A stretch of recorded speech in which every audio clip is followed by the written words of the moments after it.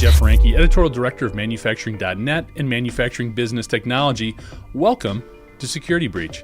The potential of smarter factories driven by advanced technologies and greater connectivity is exciting, but equally daunting. That's because in our enthusiasm to embrace all the time and cost savings associated with the machines, automation, and data associated with these advancements, the industrial sector often pushes one of the most important aspects of all this connectivity into the realm of tomorrow's problems. Well, tomorrow is here. There are over 20 billion connected devices in the industrial sector, and that number is projected to nearly double in the next 5 years. Additionally, according to Rapid, the largest API hub in the world, over 60% of API users are in manufacturing. So some simple math shows that we'll continue to see a surge in both the number of connections and the need to be secured, and more specifically, an increasing number of application programming interface connections that also need to be defended. So just to refresh, these are the calls that are made between devices, software, and other connected assets to trigger an action or to share information. And if you're not interested in them, well, trust me, the hackers are. Before we get to our guest, I'm excited to announce that Security Breach is now being sponsored by Rockwell Automation. For more information on their cybersecurity solutions, you can go to rockwellautomation.com. And now it's my pleasure to welcome Jason Kent, hacker in residence at Sequence Security, a leader in API protection solutions. Jason, thanks so much for joining us today. I think you have one of the more interesting titles of anybody we've had on Security Breach, so maybe we could just start off by talking a little bit about what does it mean to be a hacker in residence, and what are some of the things you do on a day-to-day basis? Yeah, so, I work for a company called Sequence Security, and we are a security company, but security companies help other people usually. And so having someone in residence, in-house, that literally is doing adversarial work against these clients is really my job. So I take a look at why they're being attacked, how they're being attacked, how they could be attacked, how I could attack them. And we put things together and we try to figure out what are the best mitigation routes, how can we stop the traffic that's bad that's coming in, and then what should we be doing analysis on. A lot of what we do has machine learning that runs underneath of it, but as you probably know or maybe know, machine learning is not at a state where you just point it at stuff and it goes. Machine learning is at a state where you say, I need to compare, do Bayesian analytics on these maybe 5 data points, and then the machine learning kicks in. So there's a lot of that. I sit down and look at login flows. I look at how traffic goes across APIs, and I try to figure out, like, how are we going to build a mitigation strategy? Where are the attacks going to come from, and that kind of stuff. And then I do original research. So I do a lot of responsible disclosure type work. Interesting.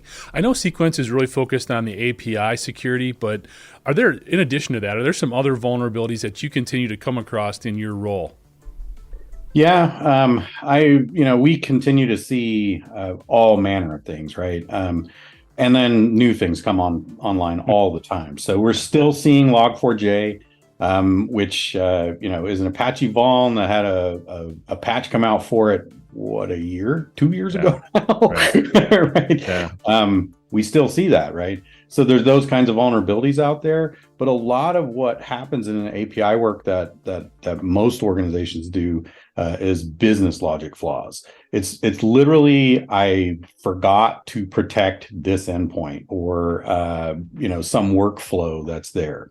A good example of this is there's an ISP in Australia that had an endpoint open on their APIs that was for a third party. If you throw a phone number at it, it would give you back the subscriber data, right? So if I gave it your phone number, it would give me back your name and address and all the stuff about you that the system had. It was a mistake. They didn't mean to do that. But that's an example of a business logic flaw. The thing's open to the public internet and I can touch it. Jeez. I mean, that's a great example, too, in terms of how I think a lot of folks, especially in the industrial sector, are looking past this. They think a lot of these low-hanging fruit has already been picked and taken care of, but obviously it's still a huge concern. In your role, I think that's one example. There's got to be some other stuff that maybe you've come across too that you're just surprised to see that this was actually a vulnerability. Maybe you could share some of that. Yeah, absolutely. I've seen organizations that, if you look at somebody's APIs, you'll see it'll say example.com/v1/API/ whatever, right? And then the call goes out. That V1, that tells me they're versioning their APIs. And I've seen a V16 and a V1 existing at the same time. V16 was a SAML authenticated multi-factor, like, all the security pieces that they could shove in there. And V1 had bad forgot password routine on it, and you could just recover accounts. And so when you look at, what happens in development and through the life cycle of these systems, you start to see that, you first bring it online, you want that basic functionality. And then as you advance, you have to remember that basic functionality is still there, and you have to tie the two things together a little better.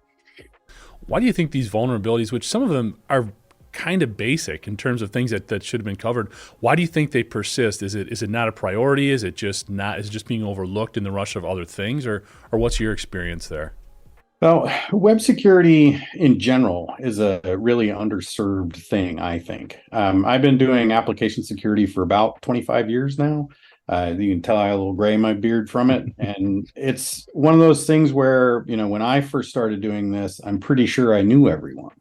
And here I am 25 years later, and I know a lot of them. Yeah. And it's just because there isn't a lot of AppSec talent that comes out, right? Developers don't learn this in college. There's no application security college courses like there are developer courses, right? Okay. And so developers learn how to create the things, and then they get a little aside the last day of their school that says, oh, by the way, security something or another. And there's not a lot of focus on it. So what we try to do as a community is we try to get developers interested in security and build champions in those organizations so that they can understand what it is that a security flaw would look like. It's a lot of just putting on your thinking cap and saying, what can I do to mess this up? How can I break this thing? Yeah. And once you figure that out, then you can figure out how to fix it. And that's the reason why there's such disparity in, these seem like simple flaws versus how much application gets developed. And it's because there just isn't a lot of developers out there that are writing secure code. They're just writing code. Interesting. I mean, we so much talk about STEM and trying to get folks into engineering and everything else. Cybersecurity is definitely on the cusp as well, and needing more bodies and more good people doing that kind of work. Absolutely. But we had to fly. The Wright brothers had to get their plane off that sand dune at Kitty Hawk for us to go to the moon, right? So it's just a journey. Great point. I'm kind of wondering, you talked about you knew everybody when you started, and there's going to be more and more people involved. It always kind of brings me back a little bit to the issue of transparency when it comes to a lot of these attacks and sharing information within the industry. How do you think we're doing? Are we being transparent enough? Are we sharing enough stuff? Should there be more mandates out there to force people potentially into doing so? So I think the ISACs have done a really great job of bringing people together, right? The FSISAC, RHISAC, there's an airline industry, right? And these are this is the ISACs are information security.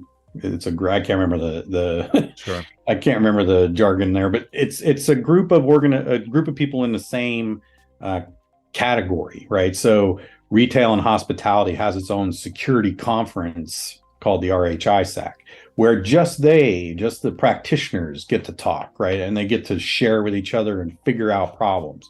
And that's great. The problem is, airlines are very similar to retail and hospitality.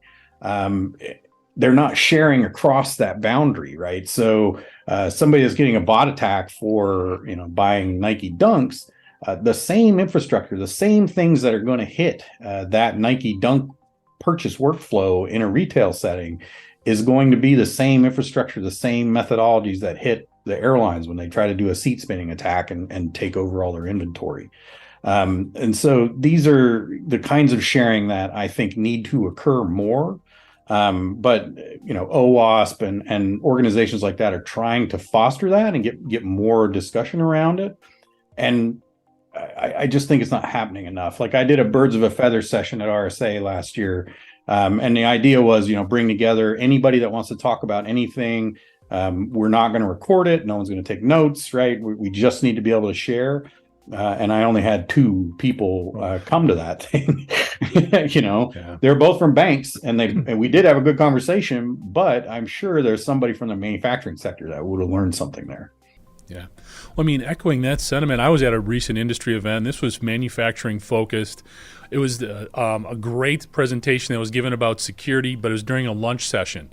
And we had people more interested in the cold turkey and bad mashed potatoes than we were listening to this individual talk about these threats that are so real and so prominent right now. When it comes to the industrial sector and your experience in working with them specifically, do we think we're special? Do we think we're too different that we can't learn from some of these other marketplaces? Oh, you're definitely special. So I've got a neighbor up the road here that has a company that builds assembly lines, right? And he works for some big automotive manufacturers and stuff. I went over to his place and I sat down and I said, I really want to understand all this. Is there some kind of security implication that goes along with all these things? And he showed me how all these systems work and stuff. And I was like, wow, there's, basic usernames and passwords. Oh, yeah, but we always set them to the same thing. That way the next technician will be able to log in and get it to work. Right. Okay. All right. Well, I can understand convenience. Oh, all right. Maybe it's like having one of those locks with the right. Everybody knows the combination. We can all get in. No one will be able to guess because the three things are worn off. Right. But what happens when we decide to take that piece of equipment and stick it on the internet because we want to start to, I don't know, figure out how many times it flips over or how many things are given to us poorly or whatever that is, right? There's some kind of operational technology that's going to feed a data stream somewhere. And that stuff that's going on now and more of it's getting bolted together, that's the stuff that I worry about for the future.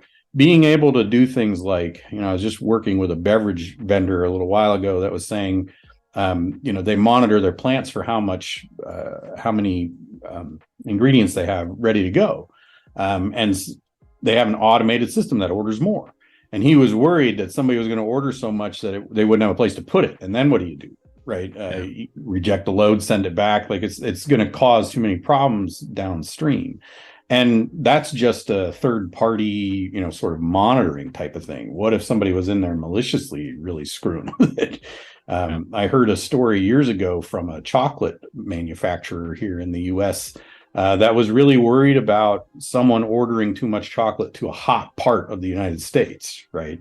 Ruining an entire trailer load of chocolate would be a bad idea. Yeah. No, it's interesting.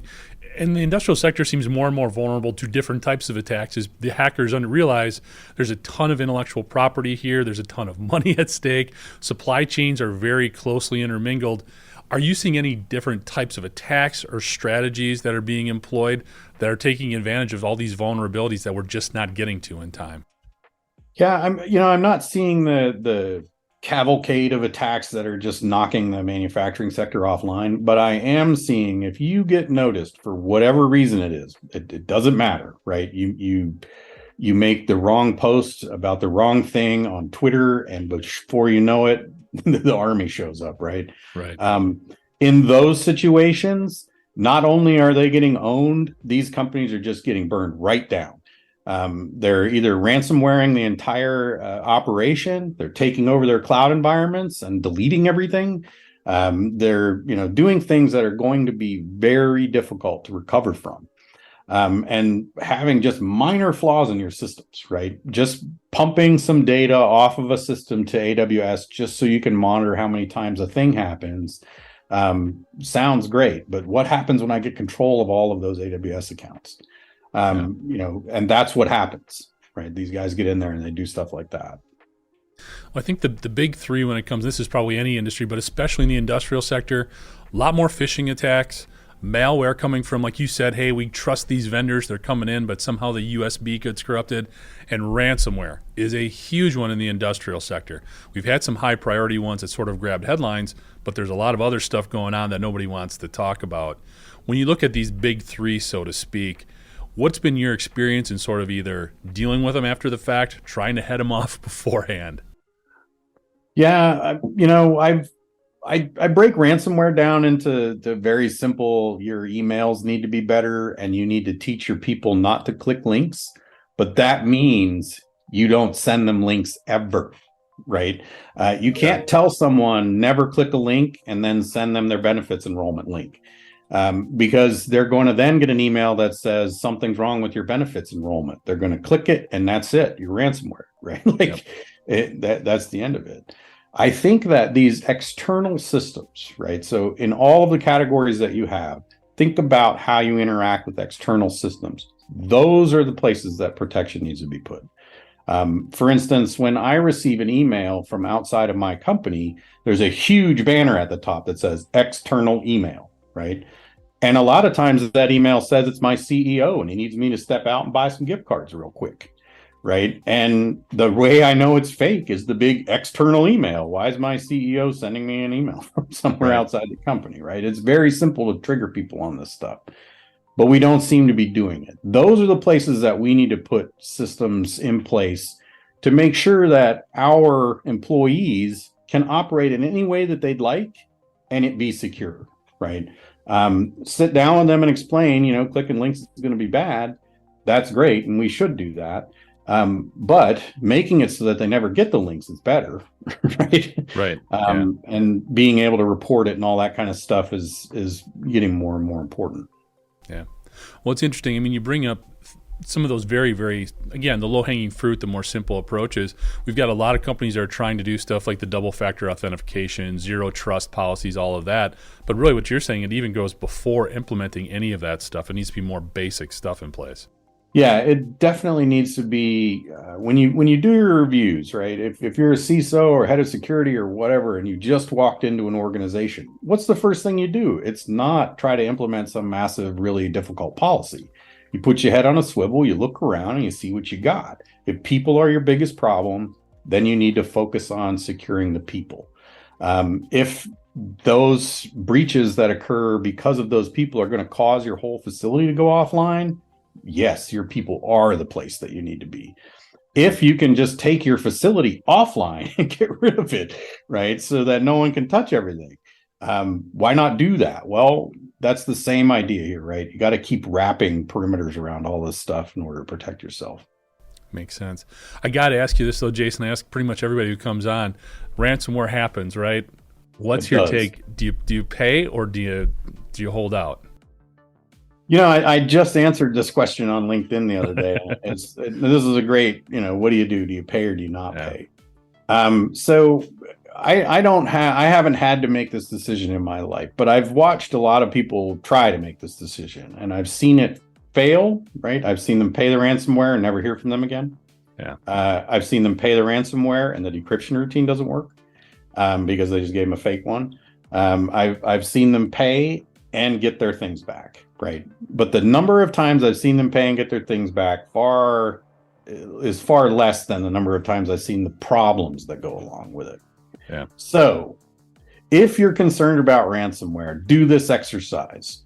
Take your machine, close it, and rebuild everything it is that you're doing, right? Because you now have a computer that doesn't work, right? Can you do that? And if you can't, why?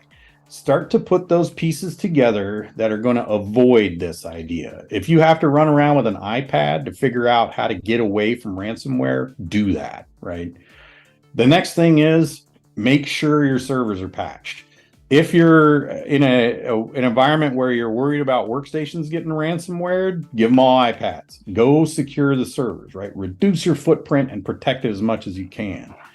I don't think you should pay, right? I really honestly don't. I think it feeds a system of extortion that's just going to keep existing, but I also don't think you're going to get your data back if you pay.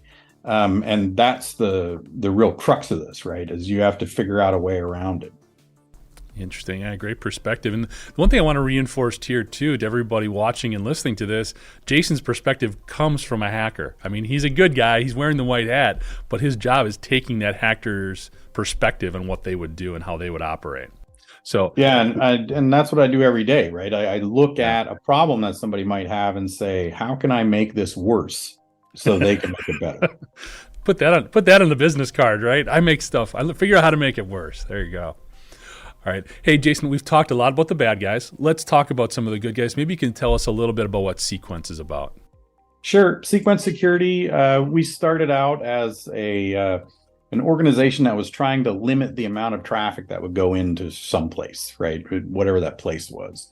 We've got a pretty good foothold with bots. And so we have quite a few retail customers that, when they drop shoes, shirts, whatever is everybody wants to buy, we stop the hype sale bots from attacking them and creating the environment that they can sell these things and create delight amongst their customers. From there, we move forward and said, well, we see all these other problems, and you've had companies approach us and say things like, well, we didn't know we had that API endpoint, so we built a tool that allows you to find your API endpoints. We have detection and mitigation routines that can run inline, offline, all that kind of stuff, as well as testing services. We have a full suite of humans we can throw at a problem through our managed services, and our partner channels throughout the world allow for us to really spread this out as far as we'd like. What's nice about our solution, if you look at our core solution, you stick it in Nginx, it runs a pipeline off to us, and we can do analysis, offline analysis or inline analysis, doesn't matter. But we can do analysis on each transaction and say, is this a human? Is this, valid? Is this supposed to be like this? Sure. Because we look at transactions, we can do things like you can upload a API spec sheet to us that says, if you touch this endpoint, it must be an authenticated session. And then we can watch every transaction after that and say, oh, here's one that wasn't authenticated, how to get through. And build mitigations around that. So we really live deeply inside of API security. We have a platform that's called a unified API protection platform that allows for us to sit kind of anywhere where you have data moving around your environment. Excellent. So looking forward, Jason, and again, great perspective that you have as a hacker. Looking forward to the next maybe 12 to 18 months, what are some of the trends that you're seeing right now, whether they be good or bad, I guess? Yeah, well, I'm going to ask you to rewind back to 2013 when web attacks were happening all the time, right? That's like Target timeframe, Equifax, right? Like run through all of that in your mind. That was all happening on a website. Now we have APIs, so we've got a new layer and all the same problems. So we're living in 2013 right now. And as 2013 advanced forward, you started to see web attacks get more sophisticated, and that's where we're headed. API attacks are going to get more sophisticated this year. There's going to be more and more of them because they're so successful. If you look at the data that comes out of an API attack, completely unencrypted, databases that get dumped out because the system's supposed to decrypt them as it sends it, it's working the way it's supposed to, right? Decrypt, send it out. And so you start to see these attacks cause more problems. We're not seeing as many what I would call shenanigan attacks anymore, right? The guy that hacked Brewdog, he was trying to get free beer, right? But when you look at, the attacks that are coming down the line now, I'm getting entire databases, right? I've got 50 gigs of database data that I pulled out. Those are the kinds of things that we're going to see more of. Everything going on in Ukraine, when that first started out from a cyber perspective, it was loud. There was a lot going on over there. Are you guys seeing anything more on the industrial front, whether it's utilities or otherwise, that people are going after, that the cyber element of this conflict has escalated or is doing something different? Yeah, and it has.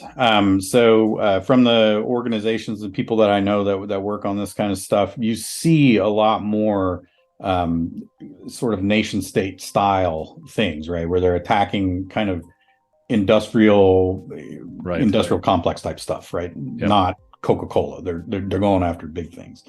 And so we're seeing more and more of that. But one of the little cool things that happened with this, the Russians being involved in the Ukraine or attacking them, declaring war. I don't know what they did, but they're blowing people up in the Ukraine and they shouldn't be.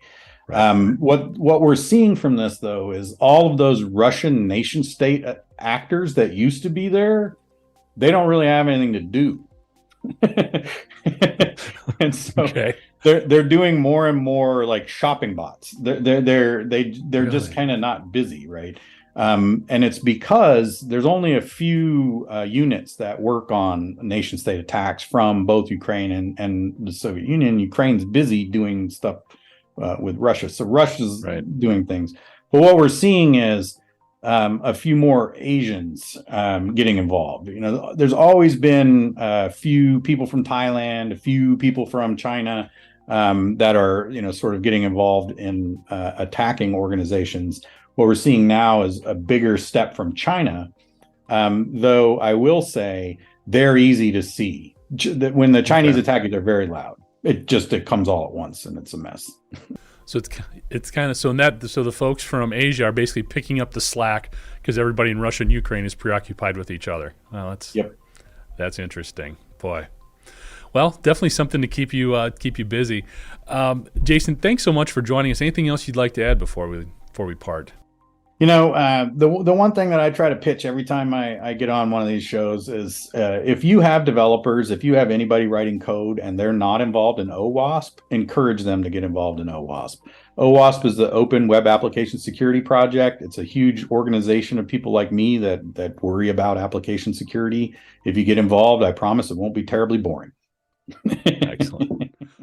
Thanks, Jason. For more information on the work Sequence does, you can go to www.sequence.ai. Sequence is spelled CEQENCE. Thanks for joining us today. To catch up on past episodes, you can go to manufacturing.net, IEN.com, or mbtmag.com. You can also check Security Breach out wherever you get your podcasts, including Apple, Amazon, and Overcast. And if you have a cybersecurity story or topic you'd like to have us explore on Security Breach, you can reach me at jeff@ien.com. For Jason Kent, I'm Jeff Ranke, and this is Security Breach.